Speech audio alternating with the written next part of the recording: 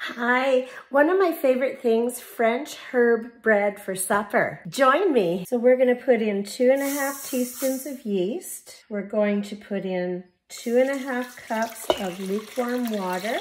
We're going to put in a pinch of sugar, 1 tablespoon of melted butter, and 2½ teaspoons of salt. And we are going to wait for that to bubble up. So into this yeast mix, after it's bubbled up, you're going to put in 1 teaspoon of garlic powder. You're going to put 2 tablespoons of dried parsley. You're going to put 1 tablespoon of fresh dill. You're going to put 3/4 teaspoon of dried rosemary and 1½ teaspoons of oregano and another tablespoon of melted butter. 1 minced fine medium onion, 6 cups of flour, and then mix it. Cover with a cloth and let it rise until it's doubled. So when your dough is risen, you cut it in half, and each half you roll it out just like a long log.